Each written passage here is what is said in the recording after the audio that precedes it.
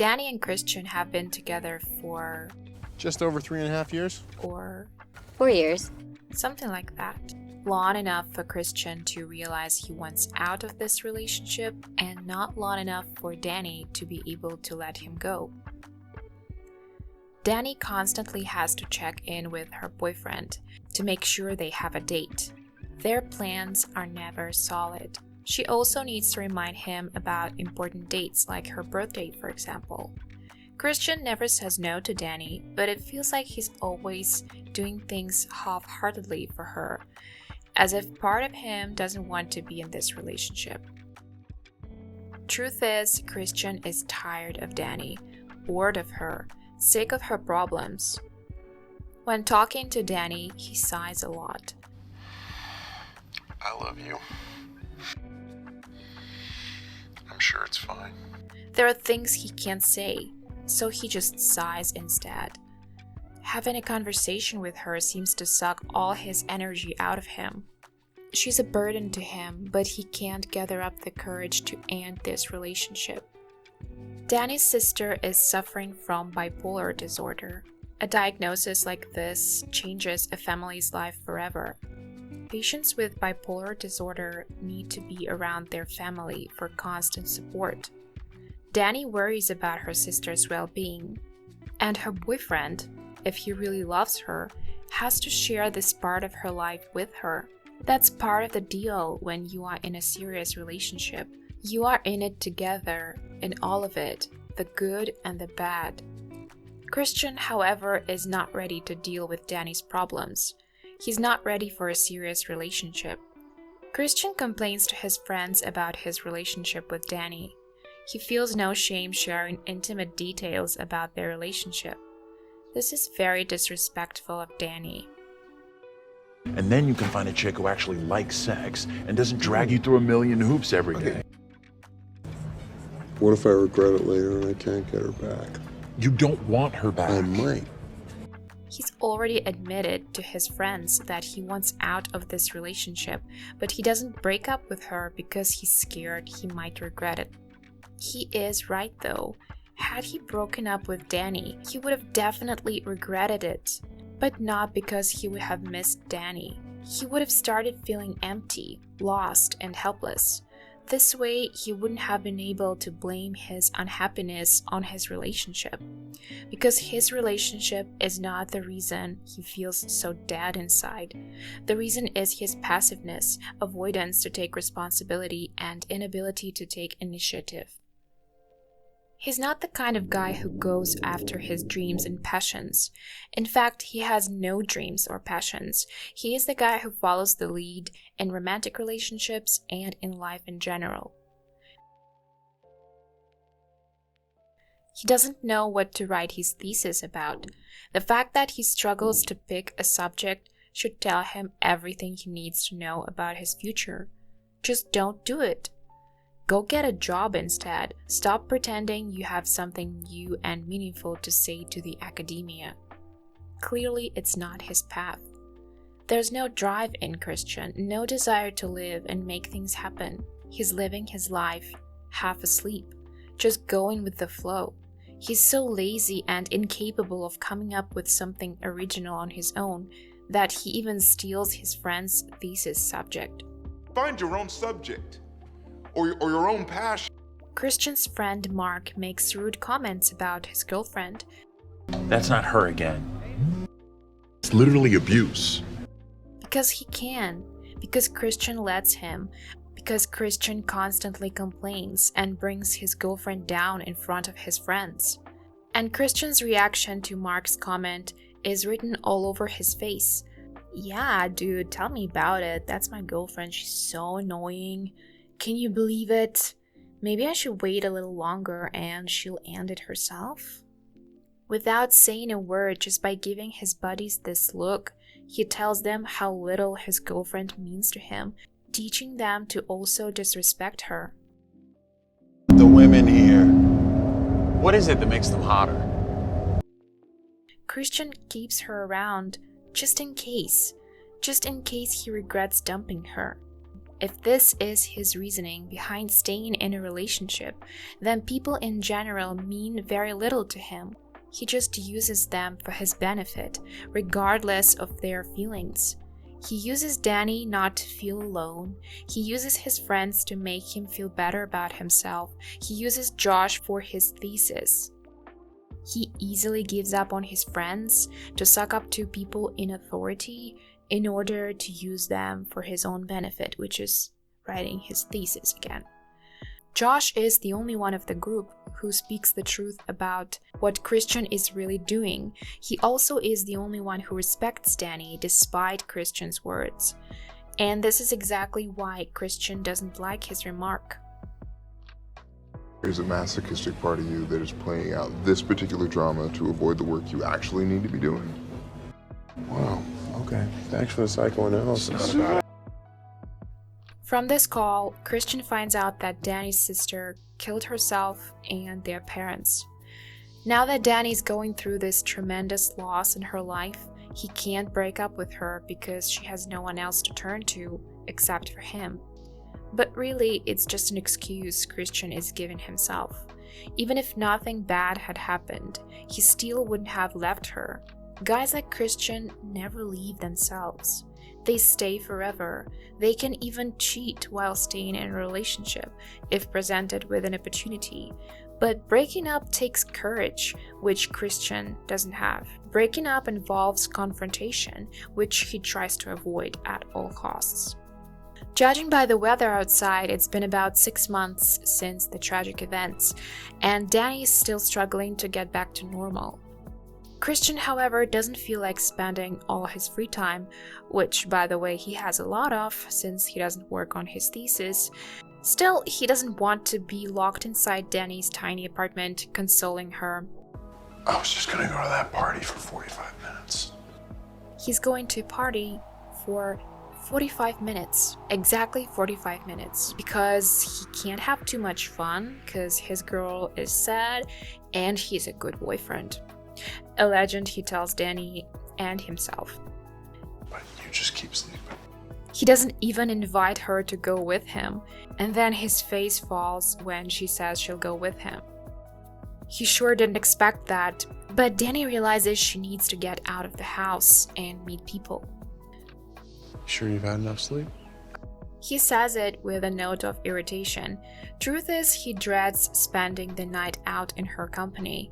That's what he gets for staying in this relationship way longer than he needed to. This relationship feels like a burden to him, but he likes the idea that he's doing the right thing by not dumping Dani right now and being the quote-unquote supportive boyfriend, a shoulder to cry on. But deep inside he knows that's not true. He has no idea how to be a good person. Staying with her doesn't make him a good person. He's punishing himself and also wasting her time. She is alone, with or without him. He actually wants Dani to initiate breakup with him. That's why he unconsciously does all these hurtful and inconsiderate things to her. Christian doesn't tell Dani about the trip he's about to take, even though he already has the tickets, because he avoids confrontation. He waits until the very last minute to tell her, and even then, he doesn't say it himself. Someone else does it for him, and she realizes he's going. He avoids doing the actual work every time, in all aspects of his life.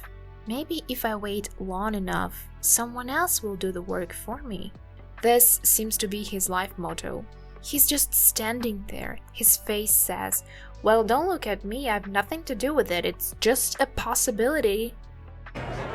I mean, we were talking about it. We were thinking about it. His friends are just watching him perform this act solely for his girlfriend, and they are clearly judging him for being so stupid. I mean, that's if we even go. I'm probably not gonna go, but... Awkward silence. Dani is polite enough not to make a scene in front of his friends. She's respecting his friends, respecting him by not embarrassing him in front of them. Even though she's overwhelmed by emotions, She's keeping it all inside. Even when they are in the cab on the way home, she's silent. She waits until they get home to ask him why he's been keeping this information from her. And he acts as if nothing's wrong. This scene perfectly accentuates how distant they are. They call it a relationship, but in fact it's torture for the both of them. I'm sorry. Translation: that's what you want me to say? Okay, I'll say it. Okay, well, just imagine if you were... She's trying to explain in a very calm manner how this situation feels to her. Well, I just apologize, Dani.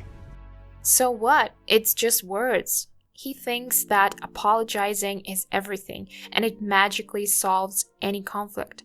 It doesn't, and it means very little. Those are just words that Christian said without feeling anything. Apologizing is not the answer. Realizing why you've done what you've done is the starting point in solving their conflict, but Christian won't go that deep in self-reflection.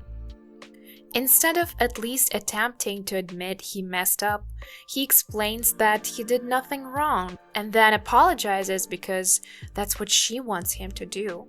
Dani is not stupid and she can see right through him, so she's not pleased with his response. You said sorry, which sounds more like too bad. She is right.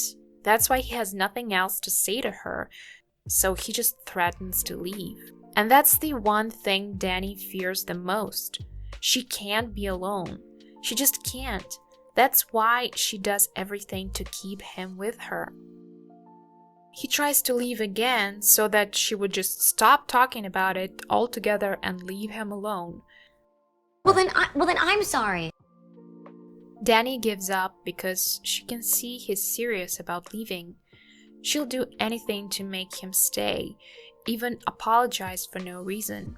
She's being so calm and reasonable having this conversation.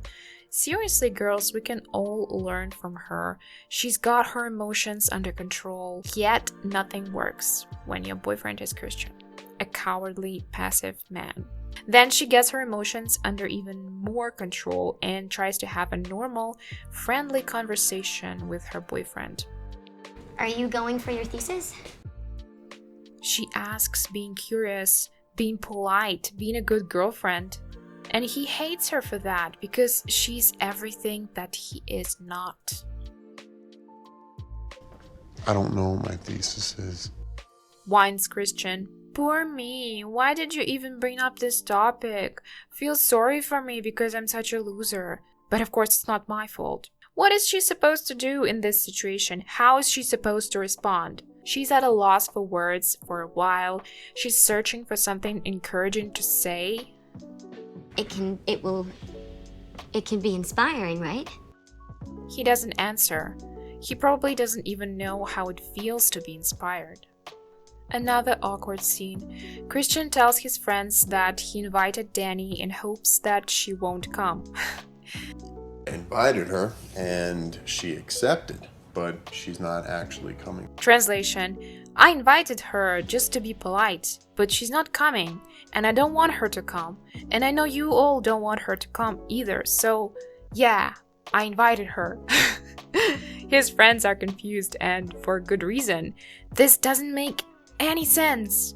Christian's life is a mess, and he keeps making it even more messy.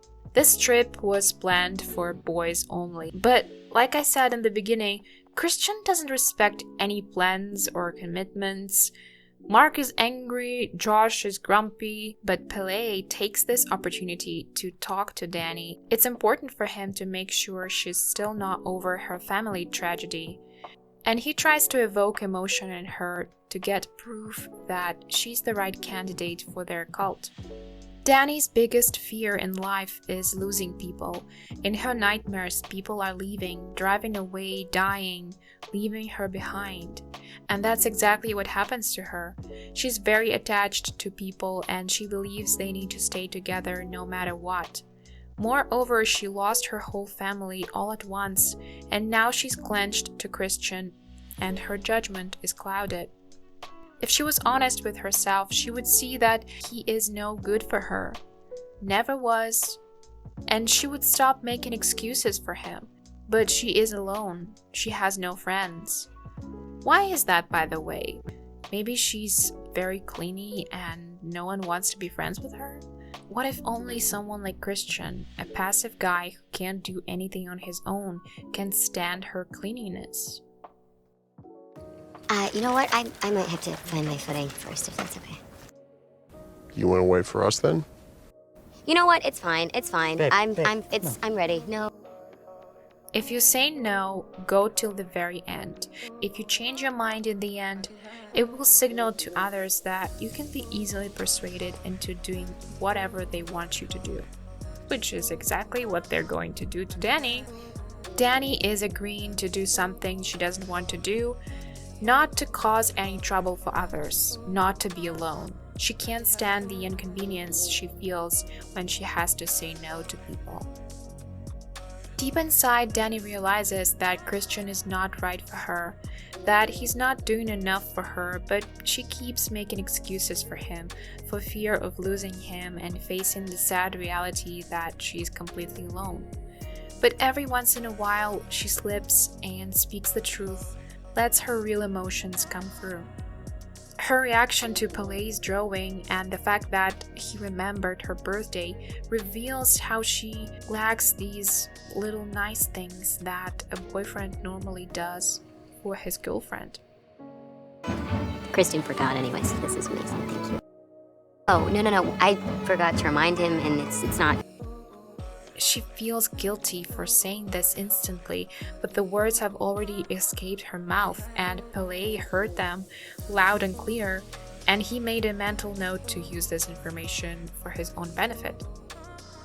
Dani, do you feel held by him? But I have always felt held by a family. He's touching her most sacred thing, home. Being together with your loved ones, feeling of being in a family, everything she's missing, everything she lacks in a relationship with Christian.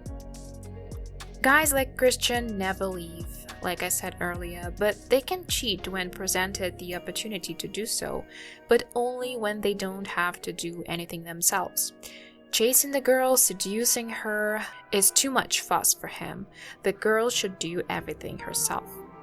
In this film, we see that he's under the influence of a love spell, but who are you kidding? Guys like Christian don't need a spell to follow a woman's lead. You have been approved to mate with her. You're gonna mate with her. Says nothing. Okay. Now Christian is looking at Maya with interest. He's not the one who picks. He is chosen and then he's interested. If he doesn't have to do anything, he's fine with it. He goes along. Meanwhile, Dani is being showered with love and attention, and that's the illusion any cult gives you to lure you in.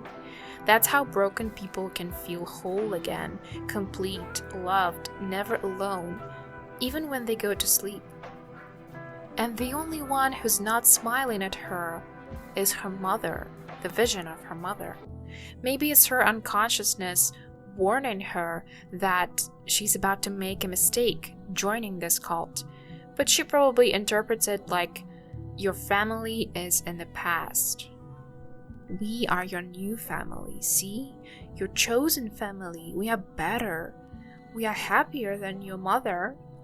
We are better than your real family. We chose you.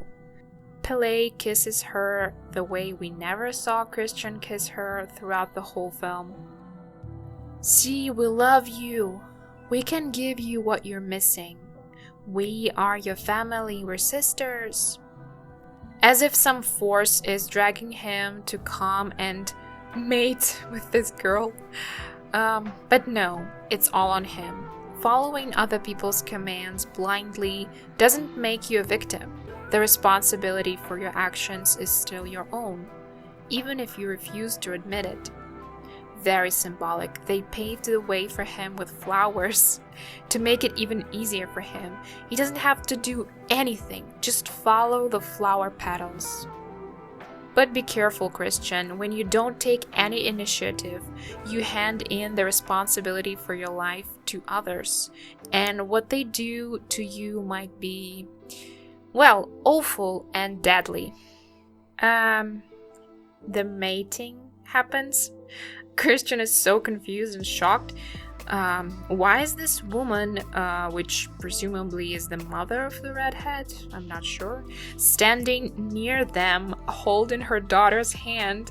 Yeah, that's a very weird situation he finds himself in, but in a way, wasn't he doing the same thing, similar thing, discussing the intimate life with Dani with his group of friends?